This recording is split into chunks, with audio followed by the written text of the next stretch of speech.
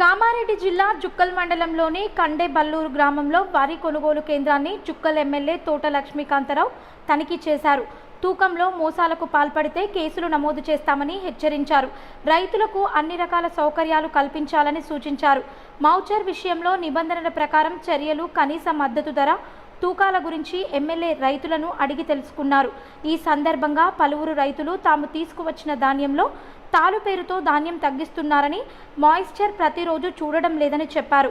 బస్తాకు 4 రూపాయలు వసూలు చేస్తున్నారని, ప్రశ్నించిన వారిని బూతులు తిడుతున్నారని ఎమ్మెల్యేకి ఫిర్యాదు చేయగా వెంటనే ఐకేపీ నిర్వాహకుడిని ఫోన్ చేసి ఈ విషయం గురించి అడగగా తాను నిర్లక్ష్యంగా సమాధానమివ్వడంతో రైతుల పట్ల నిర్లక్ష్యంగా వ్యవహరిస్తున్న అతనిని వెంటనే సస్పెండ్ చేసి రైతులను తరుగు పేరుతో మోసం చేయడమే కాక బూతులు తిట్టినందుకు గాను కేసు నమోదు చేయాలని అధికారులకు ఆదేశాలిచ్చారు.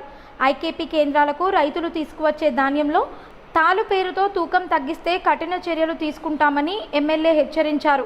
కొనుగోలు కేంద్రాల్లో రైతులకు అన్ని రకాల సౌకర్యాలు కల్పించాలని, వేసవి కాలం దృష్ట్యా తాగునీటి సౌకర్యంతో పాటు టెంట్ ఏర్పాటు చేయాలని ఆదేశించారు.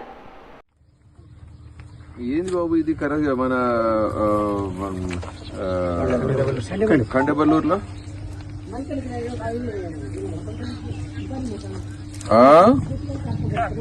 చెప్పు. మొన్న 2 రోజులు లారీలో రాలేదు. అయితే నిన్న వచ్చిన 3 లారీలు అక్కడ అయిపోయినాం సార్. కానీ ఆయన మొత్తం నింపేసాం. అయితే ఇప్పుడు కళ్ళని కూడా మాకు 4 గంటలు సార్ ఒక్కసారికి.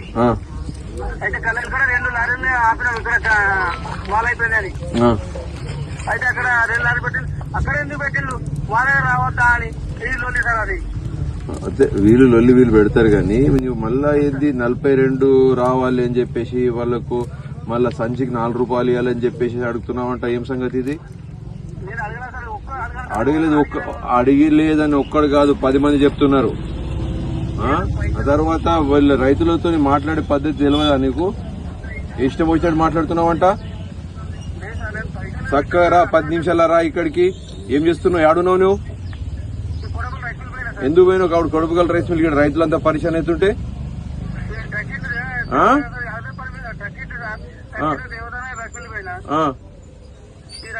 ఇమీడియట్ గా వచ్చి రా. నేను మన డీసీఓతో మాట్లాడుతున్నా, డీసీఓ ఫోన్ చేస్తా. ఓకే, లారీలు వస్తాయి. జరా జబాన్ సంభాయించుకొని మాట్లాడు రైతులతో. అర్థమైందే? ఉద్యోగం చేసేది ఉందా లేకపోతే వద్దా నీకు? ఏమనలేదు, మళ్ళా మాట్లాడుతూ ఏం బీకున్నాడు బీక్కు అన్నాడు. నాకే అన్నాడు.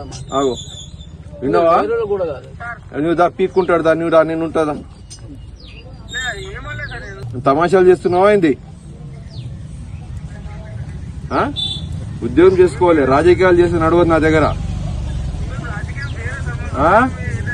రైతులతో మళ్ళీ జవాబు ఇస్తావా నాకు? రైతులకు ఏమన్నా ఏం పీక్కుంటావు? పీక్కు అన్నావంట కదా. నువ్వు రా, నేను పీక్ చూపిస్తాను ఇది.